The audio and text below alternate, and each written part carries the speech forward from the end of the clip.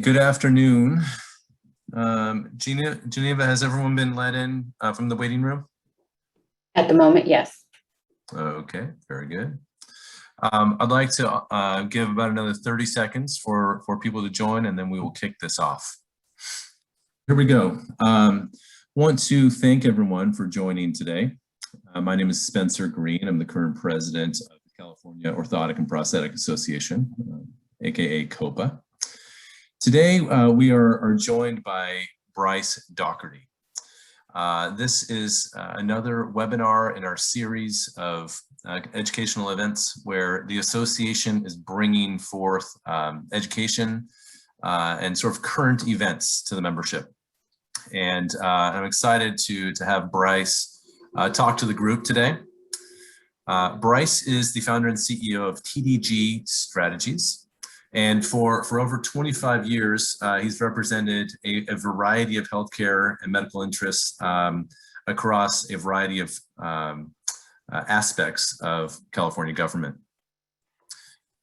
Bryce has been an excellent partner to the California Orthotic Prosthetic Association. As our longtime lobbyist, he has been instrumental in providing direction and strategy to navigate the waters of legislation for important efforts such as restoring benefit coverage, as well as our current initiative of improving the Medi-Cal fee schedule. Bryce received his undergraduate degree from Michigan State University, and a master's in public administration from the University of Southern California. And I'm pleased to turn this over to him to give us an overview of our legislative updates and what COPA is doing on behalf of our members. So Bryce, it is all yours. Well, thank you, Spencer. And thank you, Geneva, in the COPA central office in Kenya, and a host of other volunteers on the COPA board to allow me to tip in a little bit and give you a little palace intrigue into how the sausage is made in Sacramento. Also tell you a little bit about the political environment that we're in, and also some history on the work that COPA has done in the state legislature, and wrapping up with our current initiative, and then would like to leave some time for questions and answers that both Spencer and Kenya will be fielding for me. So I really do appreciate the introduction. Sometimes when I hear my parts of my bio or read my bio, I kind of expect my dad to kind of show up. It's surprising to me that I've been doing this for so long, and I really enjoy it. So I want to thank you, the COPA members and the COPA board, for allowing me to do it. It's a privilege. It's been a privilege to represent COPA and the orthotic and prosthetic industry and the patients that you serve for 16 years now. I started with representing COPA in the state legislature in 2005. I served as the executive director of COPA from about 2008 to about, I'm going to get this wrong, maybe 2017, when we brought Huntington Marketing, Geneva, and Pat and her team on board. So I never intended, I actually remember the interview for the job to represent you. And the question was asked, well, what do you know about orthotics and prosthetics? And I said, well, not a whole lot, to be honest with you, but, you know, learning the policy is one thing. Being strategic and executing against those strategic objectives and providing specific deliverables is what I enjoy doing and teaching clients to do. And COPA has been very successful over the years on a lot of the work under the dome, as I would say, in Sacramento. This presentation is only going to be specific to California. COPA does not necessarily engage on a regular basis with the federal government. I'm not registered to lobby Congress or the United States Senate. We leave that up to AOPA, obviously. We partner with them on many, many, many issues. As a lot of you know, a lot of Californians I see kind of on the list here not least of which is J.R. Brandt. It's great to see your name on the list here. So some of you will remember some of the things that we're gonna talk about today. But in partnership with AOPA and the Amputee Coalition of America and some of our other partners, we've had a lot of success, at the state and federal level. So what I'd like to start with is just some sort of level set on where we are currently in the legislature here. So what this slide kind of represents is really the current makeup of the state legislature. So what we have in California used to be what we used to call a supermajority of Democrats compared to Republicans. Now what we have is what we call a giga majority. So we basically have 3/4 of our state legislature are Democrats. What this slide represents is kind of the makeup of those two houses. So in the California legislature, we have two houses, just like at the federal level. We have a state assembly and we have a state senate. So our assembly is kind of our version of the US House of Representatives. The state senate is our version of the United States Senate. We have 120 members of the state legislature. 80 of those members come from the assembly and 40 of those members come from the state senate. So we're currently in the process of performing redistricting, which is the activity that happens every 10 years where we redraw the legislative lines and the boundaries, which has a major impact on representing specific communities. There's a fair amount of rules and regulations on how that process is to occur. California has established a citizens commission to help work through the line, drawing those lines and trying to take that out of the political environment. So that work is underway based on the 2020 census information. So the next election cycle that we'll have in 2022 will be under the new boundaries. So the current makeup that we have of the assembly, of the 80 members, we technically now have 59 Democrats. There were 2 vacancies in the state assembly, and I'll talk a little bit about how some of these vacancies occur on the next slide. But we just were lucky enough to elect our third physician to the state legislature. Dr. Akila Weber is a OBGYN from the San Diego area, specifically from La Mesa, specifically La Mesa City Council member. And she was recently elected in a special election to replace her mom's vacated assembly seat in the state legislature. So that takes the total number of Democrats in the assembly up to 59. We have 1 vacant seat, AD 18, and that assembly district is in the East Bay, basically represents Oakland, Alameda, those sorts of communities. We have a special election in that district based on some political musical chairs that we'll talk about in a second.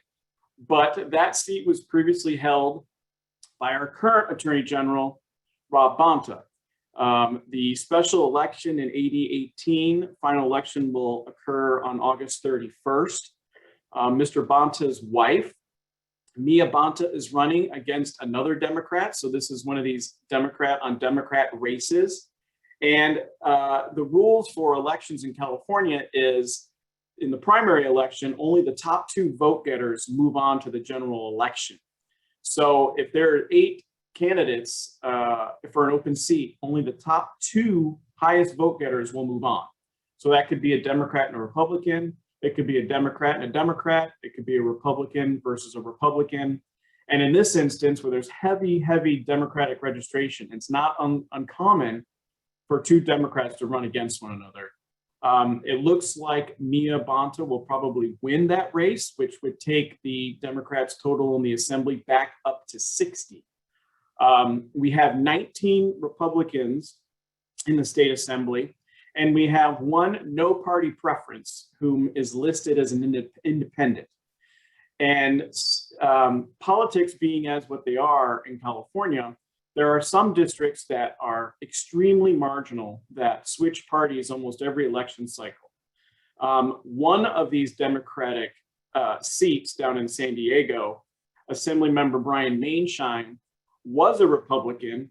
2 election cycles ago, he changed his registration to Democrat. So Republicans are not only losing seats, they're losing elected officials who are changing their party designation.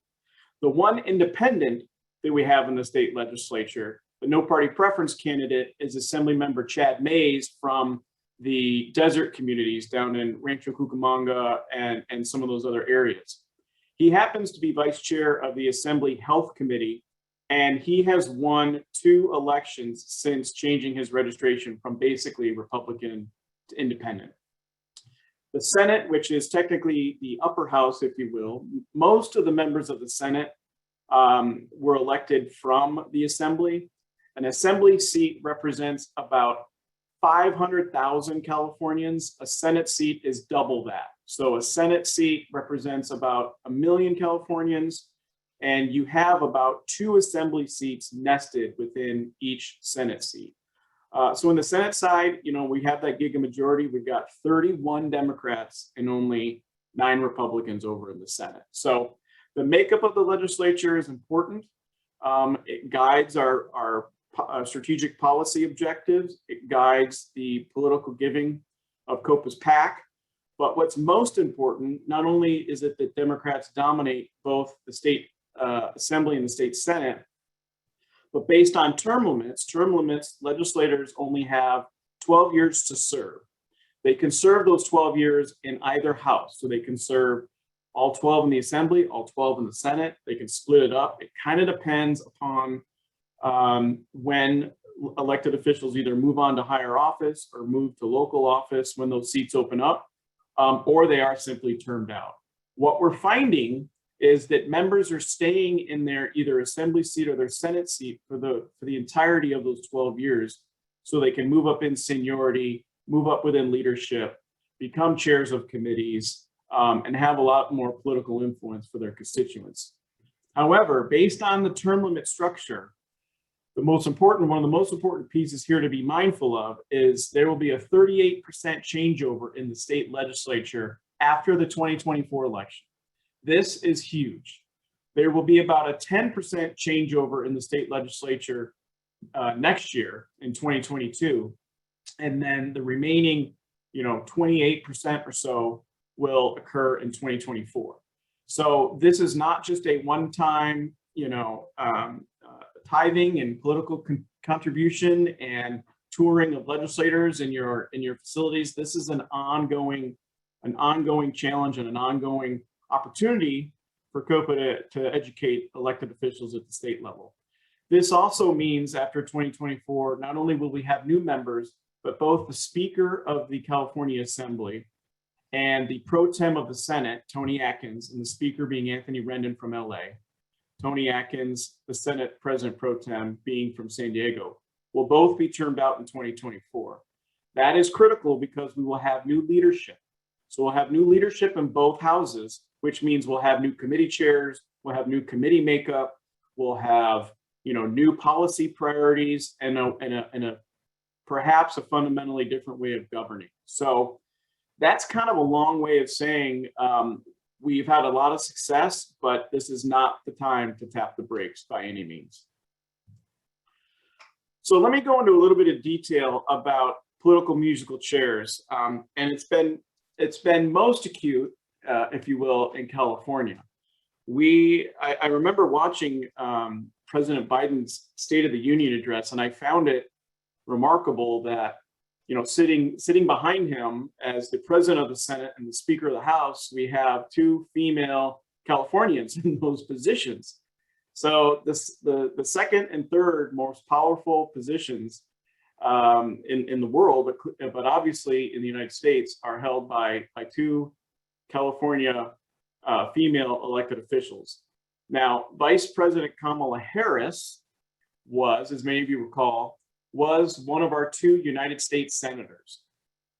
When she was elected vice president, that opened up one of the US Senate seats.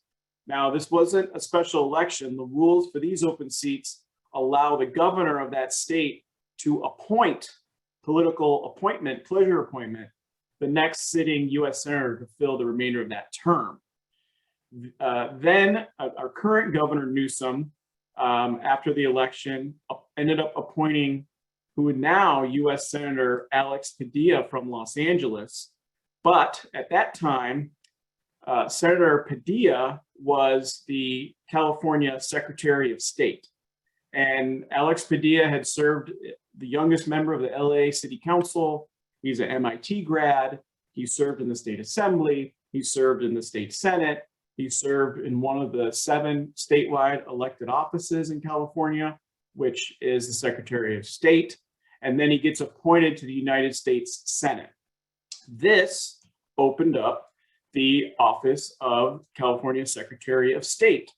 This was also an opening that Governor Newsom had the pleasure of appointing a successor. What he did in that race was he appointed then State Assembly member Shirley Weber from San Diego to become the California Secretary of State.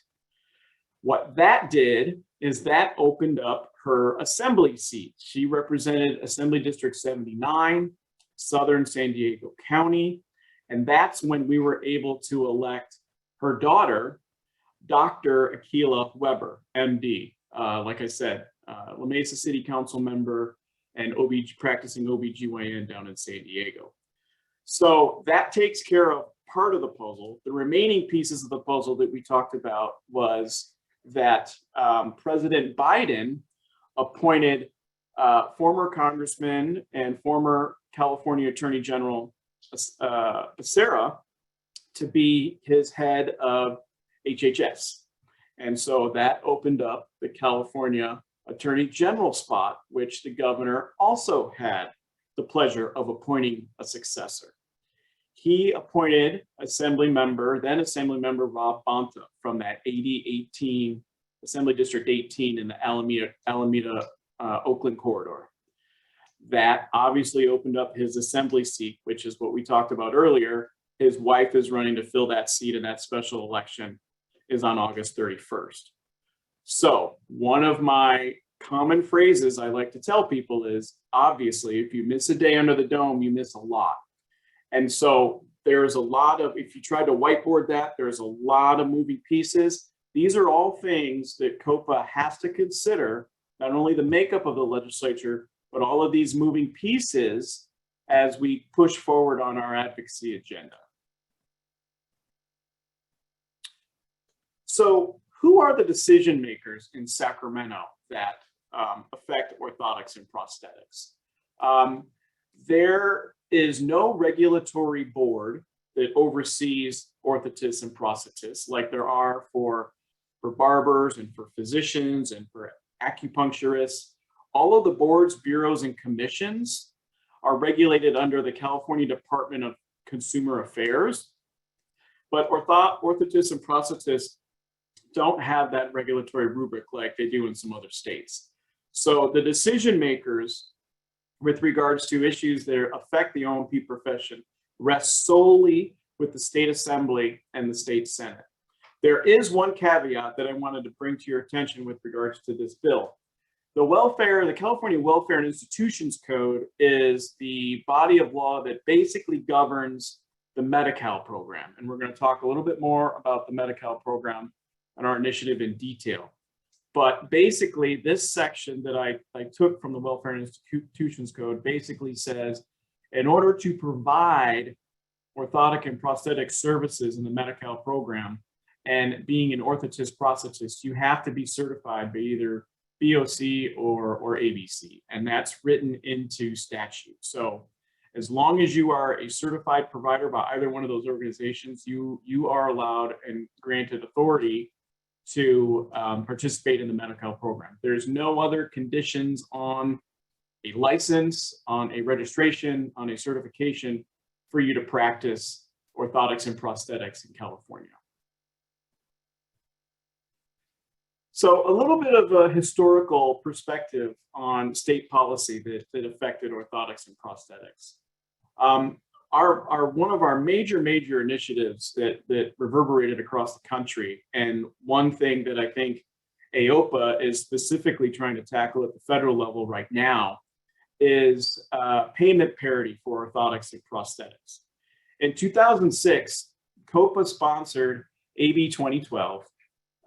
It was signed into law in 2006 by then Governor Arnold Schwarzenegger. What this bill basically did was it didn't provide insurance parity for orthotic and prosthetic coverage, because in California, we have a mandate that you are required to offer coverage for orthotics and prosthetics as an employer, but you're not required to provide it.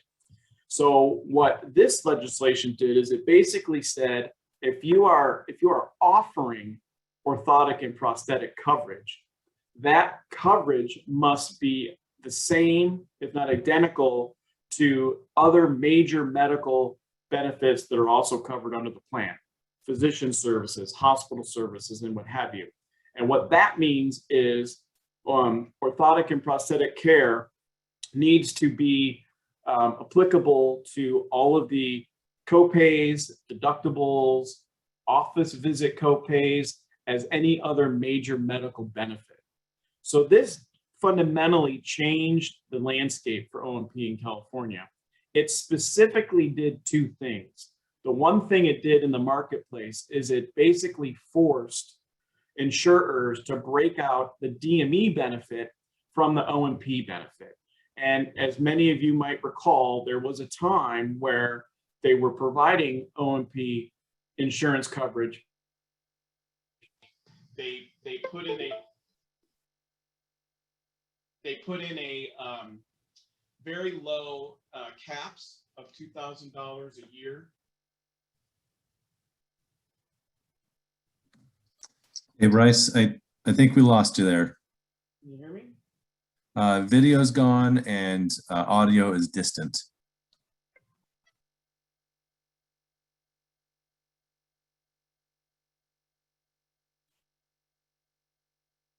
Can you hear me? We can hear you, but it's very faint. Yeah. Very faint. And your video is black. My video is black. Hold on here.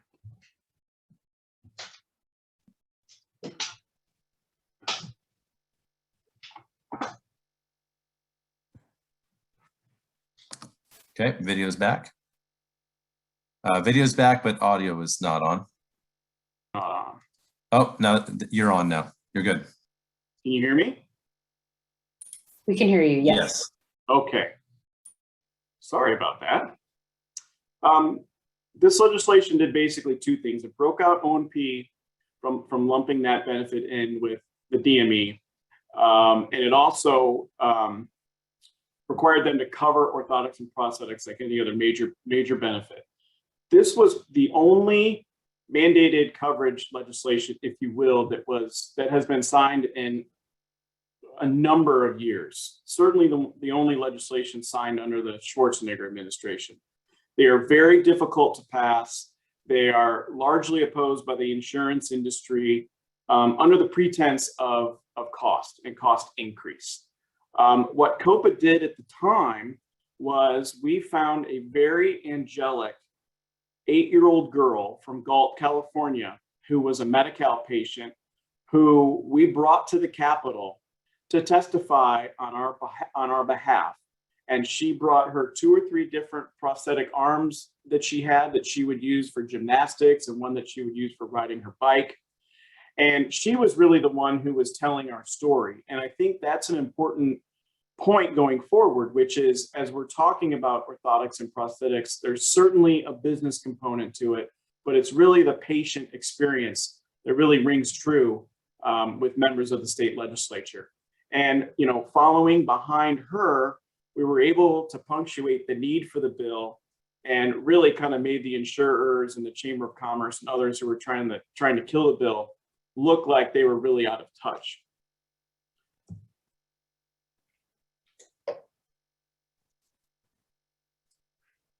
I thought you might enjoy. This is very, very, very rarely does a governor do a signing message of a bill.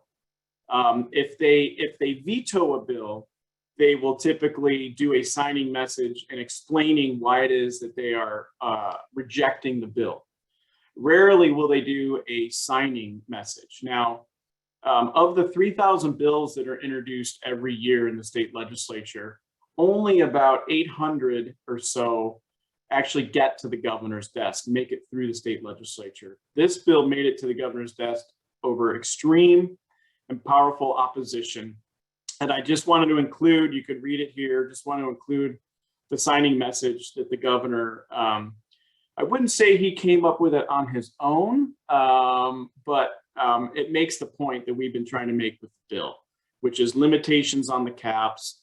And when we're talking about coverage and when we're talking about real coverage, the one thing that we're talking about is it's really a disservice and it's really a cruel illusion to amputees and those suffering from birth defects and trying to restore function in order for them to be productive in society. It's really a cruel illusion for them to feel as though they have insurance.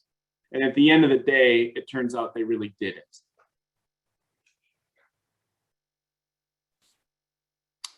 So let's talk a little bit more about Medi-Cal in particular. Medi-Cal reimbursement for orthotics and prosthetics is also defined in the Welfare and Institutions Code. And the excerpt here is a portion of that code section, which is really the linchpin of what we're attacking now with regards to our Medi-Cal project. And under existing law, reimbursement for O&P may not exceed 80% of the maximum allowable under Medicare. So it's a little deceiving because the reimbursement may not exceed 80%, but the reimbursement for orthotics and prosthetics in the Medi-Cal program is not necessarily pegged at 80%. What typically happens is when they add a new code to Medicare, they will add that code to Medi-Cal and they will add it at the 80% allowable threshold. But over time, that rate never gets increased. So a lot of the original work that COPA did on the Medi-Cal project, you know, back in 2007, 2008, 2009, and today was really focused on the fact that there are some codes that are reimbursed at 15% of Medicare. So we'll talk a little bit more about that in a minute. But the one thing I wanted to let folks know from a historical perspective, some of you will remember this, was in 2007 during the Great Recession, again, under Schwarzenegger, again, a mere less than 12 months after him signing our sponsored legislation, we were in dire straits financially. The state had to slash all sorts of billions and billions of dollars out of the state budget. One of the blueprint proposals that Schwarzenegger had at the time was to eliminate all optional benefits in the Medi-Cal program. Now, Medi-Cal is our state version of Medicaid. We have about 55 different categories of optional benefits that states are not necessarily required to offer their state Medicaid beneficiaries. Orthotics is a separate category and prosthetics is a separate category. So in order to be fair and everybody, you know, take their fair share of cuts, the governor proposed eliminating all 55 categories of optional benefits in 2007, which included elimination of the orthotic and elimination of the prosthetic benefit in Medi-Cal. COPA mobilized and we fought hard and we clawed back to have those benefits restored.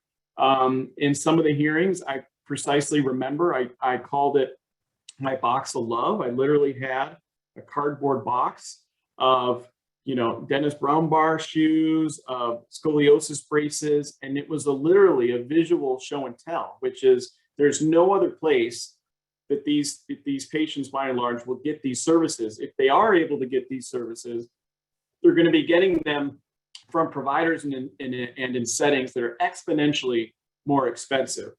And for example, one of the examples we used was a child who would have scoliosis. That child may need 2, maybe 3 customized orthotic braces until their spine reaches full maturity.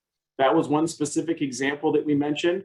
And I remember after one of the budget hearings, I got a text from a legislator who said, wow, he goes, when you brought those braces out, he goes, I had scoliosis as a child. I remember having to wear those like 22 hours a day.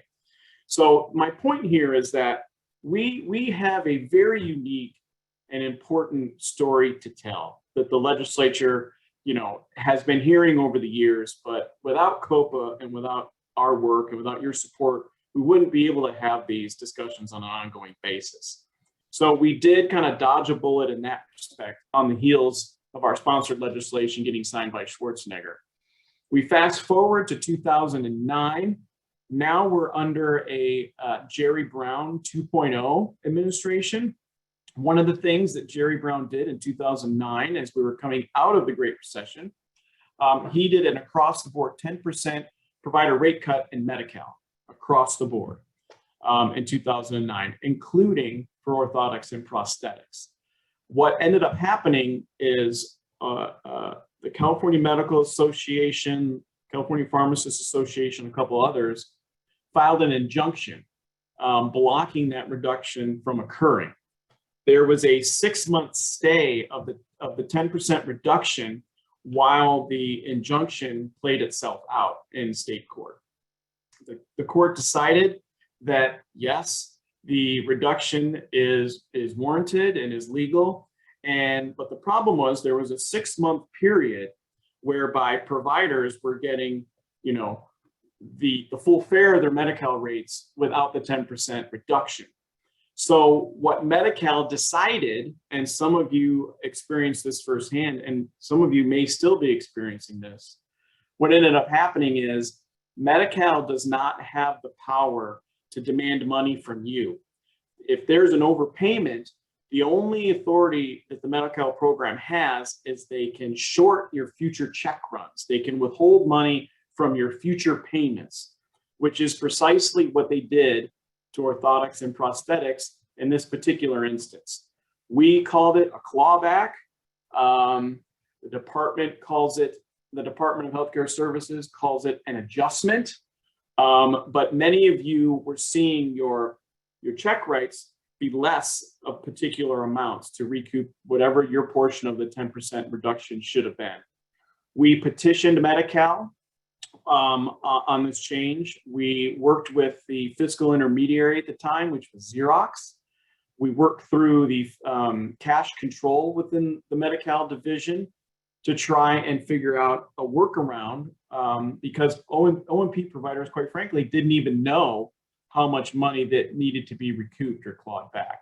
So we were able to work out certain payment plans and work through some of these issues with the department. So some of you that have saw the 10% reduction and saw reductions on your future check rates, that's what that was regarding.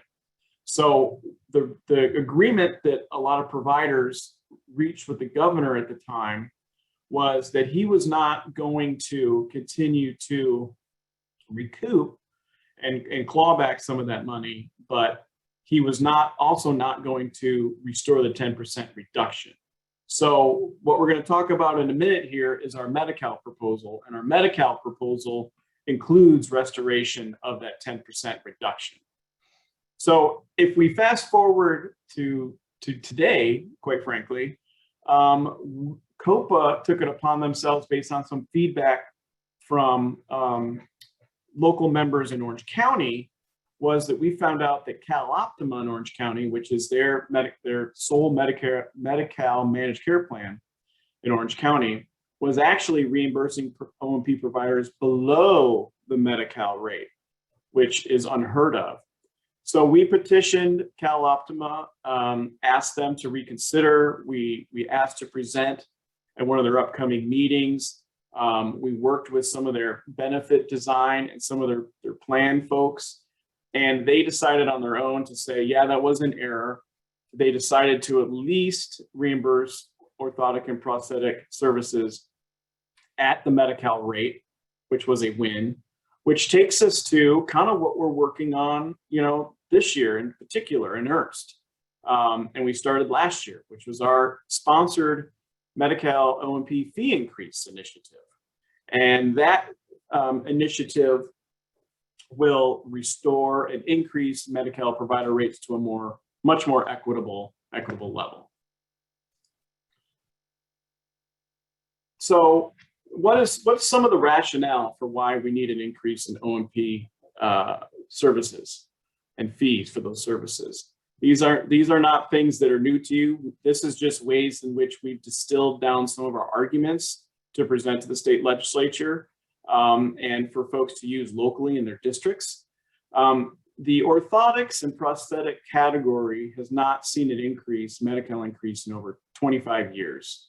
While at the same time, I'm sure the cost of goods and materials and the cost of business and, not only just the costs associated with manufacturing the device, but servicing the device, servicing the patient, I'm sure those costs have not gone down over the years. So you juxtapose that with increases in Medi-Cal beneficiaries, and you have a looming crisis, access to care crisis that's occurring. And if you look at some of the data, we did some research and looked at some of the data from the Healthcare Foundation, California Healthcare Foundation, and you've got about 40% of all children in California receive their healthcare through Medi-Cal.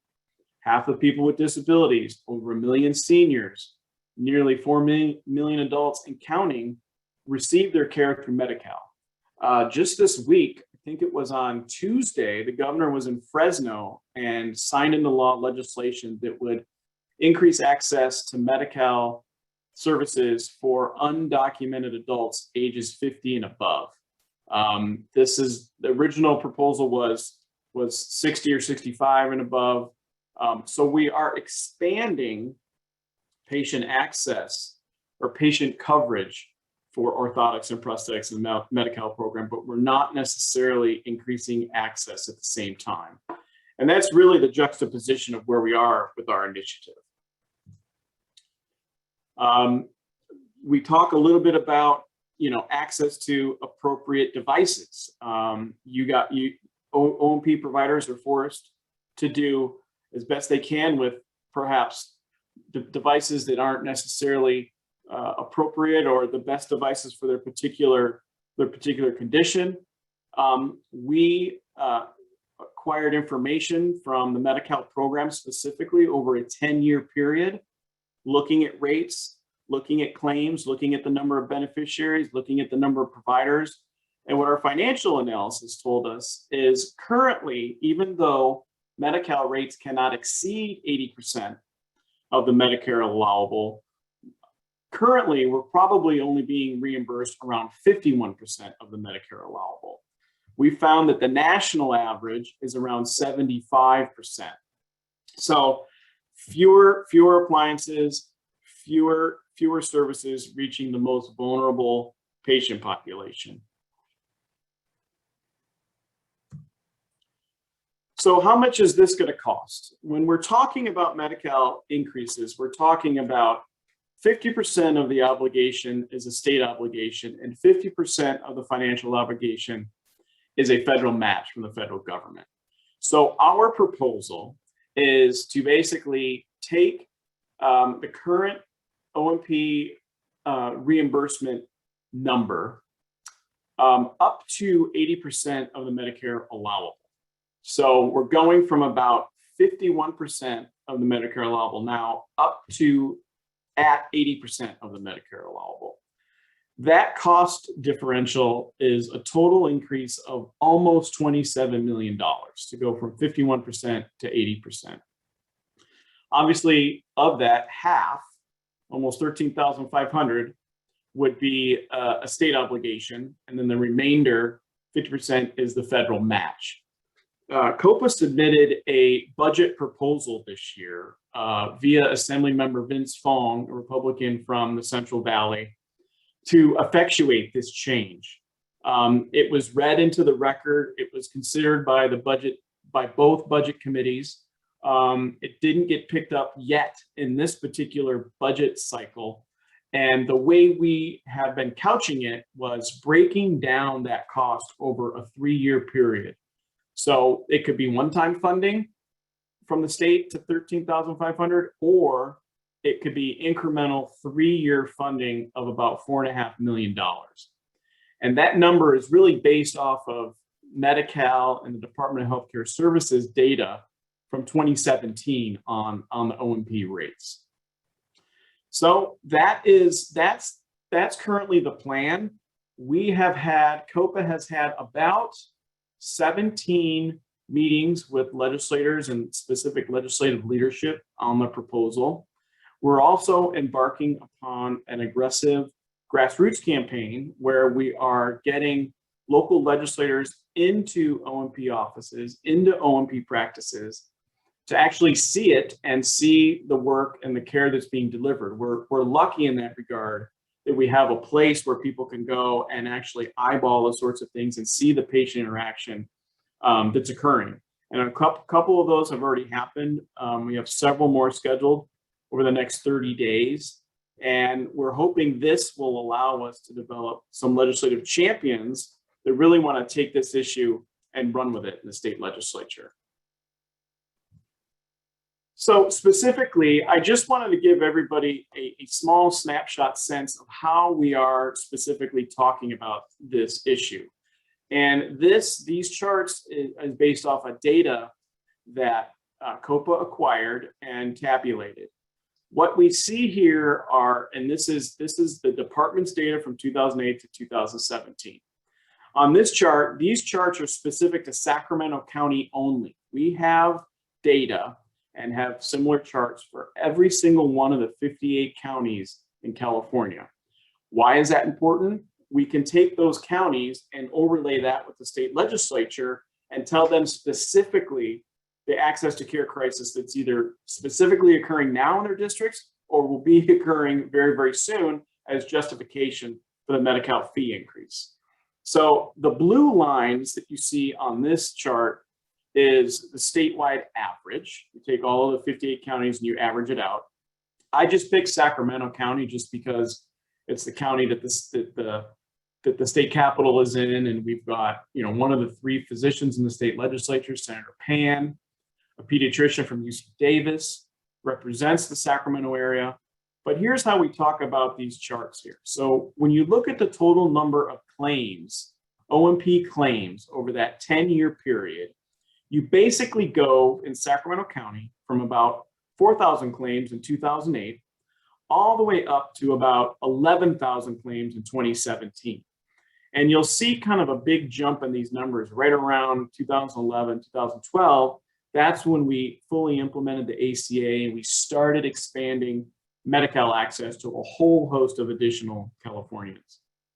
So you have a 36% increase in the number of claims in Sacramento County over that period of time. The number of beneficiaries, those receiving those unique vulnerable patients that are receiving the Medi-Cal benefits, is what that second chart represents. And what you see there is you see the number of Medi-Cal beneficiaries receiving O&P services in 2008 in Sacramento County, going from about 2,500 and then exploding up to 9,000 in 2017. That represents about a 28% increase.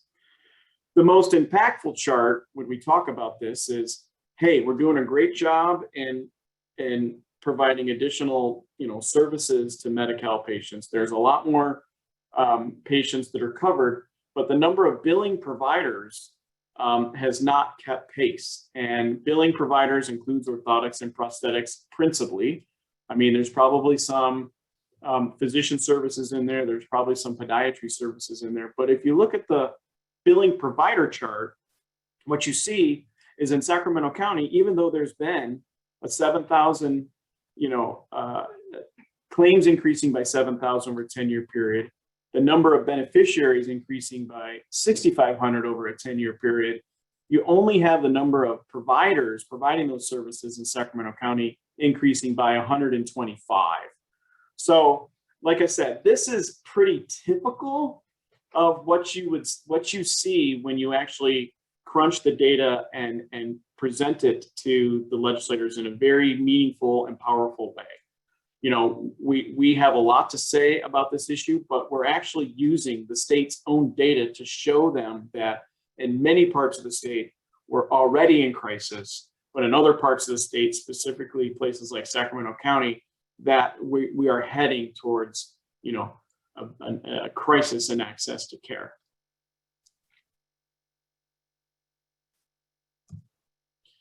So how do we go about our work? We go about our work and effectuating this change in three ways. If you think about it as, you know, kind of a three-legged stool, you have to have the professional lobbying representation, which COPA has had in me for the last 16 years. We also need engagement at the grassroots local level by folks like yourselves, and you'll be hearing a lot more from us and about us, inviting you to participate in those programs. So keep watching your email inbox and the COPA newsletter. The most recent issue of the COPA newsletter that went out, COPA Connection, highlights a lot of this work that we're doing on the advocacy side. And the third leg is our political action committee. So COPA has a political action committee that can make contributions directly to state elected officials. We can't give at the federal level, we can't give to Congress, but we principally give to members of the Assembly and members of the State Senate who are strategically important to us. We have 3 physicians in the state legislature. One is terming out next year. Another one is running again in 2022.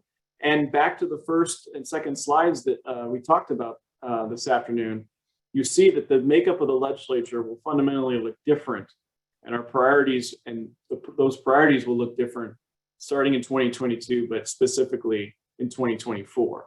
So if you're able to contribute to the PAC, please do so. That's the link to the COPA PAC website.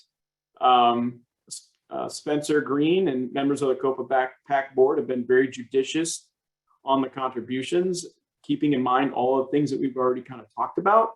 But I do think it's interesting. I think Assembly Speaker Jess Unruh from 1966 was really kind of the first modern day powerful speaker of the state assembly. Said, money is the mother's milk of politics. And that's how we like to think of it. So with that, ends my official remarks, but I'm happy to answer any questions. We covered a lot of ground, covered 16 years in a matter of, 50 minutes here. So I'll turn it back over to Spencer if there's any questions. Thanks, Bryce. Fantastic information. I think that, that we can all see the complexity of navigating Sacramento, the various groups, the people, the processes. This is no small feat. And so I know I personally am very appreciative of Bryce, as well as the California Orthotic Prosthetic Association. So so let's jump into some questions here. There aren't any active questions in the box, but I would like to kick this off. What's your assessment of a Democratic giga majority's impact on COPA's ability to pass fee schedule reform? Is that a plus or a minus? Well, if you were to ask me that question in 2006, when we introduced our parity legislation under a Republican governor, and asking us if we were going to get a quote unquote mandated coverage bill that was opposed by the California Chamber of Commerce and every single health insurer in the state of California, I would say that bill is dead on arrival. So I think the answer to the question, Spencer, is it's really about timing, and it's really about persistence. This isn't an effort that COPA decided to take on in 2020, and then we were just going to abandon, at the end of 2021 if we weren't able to accomplish it. What I would say is I think the makeup of the state legislature currently, the giga majority of Democrats and a Democrat in the governor's office, at least now until September 14th, when the recall election happens. We'll see what happens after that.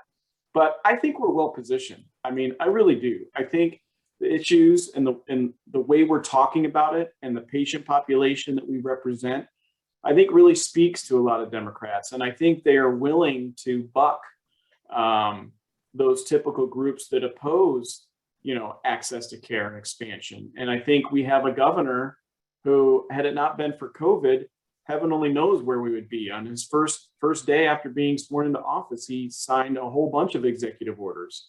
This is a governor who supports a single payer system. So how can you support a single payer system when you have a system like Medi-Cal that isn't necessarily meeting the needs of all the patients it's intended to serve? So I feel really good about our chances. What we really need to be doing now is stating our case and trying to work through and find those legislative champions that will pick up the ball and help us kind of run with it.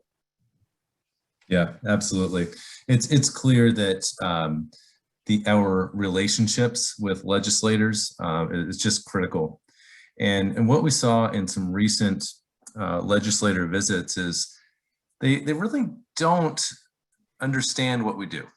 It's not until they walk into a clinic, see care happening in front of them, walk through the lab where things are made, that they say, wow, I had no idea. And it all comes to life. And it kind of circles back to that moment you were talking about, Bryce, where they identify with the device, or they identify with the person receiving the care. So these legislative efforts are really focused on education and relationships. And this is where I think the entire COPA membership can get involved. But another question for you. On average, what is the annual salary increase of a legislator in California? Their compensation is also determined by a citizen commission, and they don't necessarily review their salaries every year. I would have to check on the frequency, but it usually tracks with a lot of the redistricting that occurs. So, for example, I'm gonna guess how much I don't have the number off the top of my head. I'm guessing they make on average, let's say, $110,000 salary. Then they also get a budget for staff, but they also get a $30,000 tax-free living expense. So for those legislators that have to travel to and from to get to the Capitol, like if you're from San Diego or other parts of the state, you get a additional $30,000 in tax-free income to help offset some of those costs. So, they've done away with a lot of the benefits that state legislators used to get. They used to get a state-issued vehicle, up to $350 a month. But the ones who make the decisions on their compensation is a citizen commission. There are also higher salaries and incentive salaries for leadership. So if you're chair of a committee, or you're the speaker, or you're part of a specific leadership team and you have additional responsibilities outside of your district, you have a responsibility to the larger body, you get paid in addition to that. And really the reason I asked was a great comment by one of our attendees. Maybe we should look at, the salary of a legislator over the last 25 years versus the increases to the Medi-Cal fee schedule for O&P over the last 25 years. Clearly there needs to be adjustment. It's unreasonable to be operating in these circumstances, which, is part of the impetus behind us pursuing, fee schedule reform. But maybe just another data point for us to pluck the heartstrings of our legislators. Yeah, and I think something like that might be appropriate in the right context with the right legislator. What is not a winning strategy for us is talking about how O&P practices aren't making as much margin as they used to. This isn't a business argument. This is a patient care sort of argument, which is why on some of these tours that we've done, and the specific example I mentioned to you, how we overcame major opposition to basically get insurance parity in California. was based on the patient interaction, the patient experience. So we've got a lot of data points, but if anybody has Medi-Cal patients where they've got a success story, or they have a good spokesperson, or somebody who is diverse and representative of the state legislature, maybe English isn't a second language or what have you, please pass that along to Spencer, myself, and the COPA team. We would love to kind of, get dialed in with some of those folks and maybe try and capture lightning in a bottle to find those specific representatives for the fee increase. Yep. So there's some activity in the chat box regarding information that is available to COPA members on how to best engage with a legislator and be effective. We are putting information on the website. One of Bryce's slides had a link to the website. I would encourage everyone on this call to go check it out. There are tons of resources there. There's been a tremendous amount of work that's gone into overhauling it. But as we kind of wrap up here, Bryce, any other thoughts on how COPA members can get engaged and become a part of this initiative? Yeah, I mean, I think we would be, with any COPA member, we would be happy to share with you some of our collateral materials that we have. Like I said, we've got like the Medi-Cal chart for Sacramento County that we presented. We have those charts for all the other 57 counties. So if you're interested in that information, that's available to you. We also have internal talking points that we use to help guide our discussion with legislators. They're not intended for you to leave with legislators, but it's to help guide your discussion. Those materials are available to you. We do have a fact sheet on our Medi-Cal project can also be available to you, which can also be used as a handout. But at the end of the day, I think any coordinated activity with members of the state legislature should be guided and should be directed through the COPA central office or myself, and we can help you put those tours together, help you put those meetings specifically together. Now, if some of you have a very unique relationship with your legislator for some reason, you know them personally, or your kids play baseball together, that's also valuable information that we would like to know.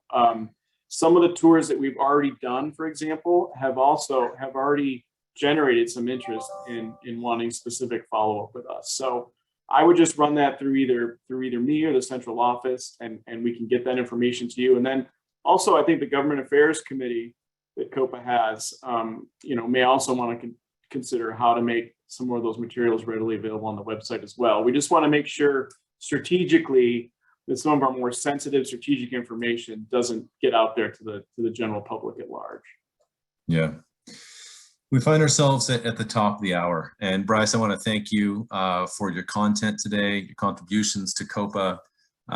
It's been a wonderful partnership, and I'm very encouraged by the direction that we're heading and our ability to impact positive change for ONP beneficiaries across the state. So thank you. Thank you. I appreciate the opportunity, and I do apologize for the technical difficulty there, but you recovered. After a year and a half, you'd think we'd have all those things figured out. But So I'd like to direct everyone to the chat box. The California ONP Association website is listed there. Additionally, please join us for a happy hour this evening. It's at 5:30. Maybe Geneva, if you don't mind putting the Zoom information in the chat box, come join us. This is going to be casual camaraderie amongst ONP providers from across the state. So let's have a chat and enjoy an adult beverage. So thanks, everyone. Have a great afternoon.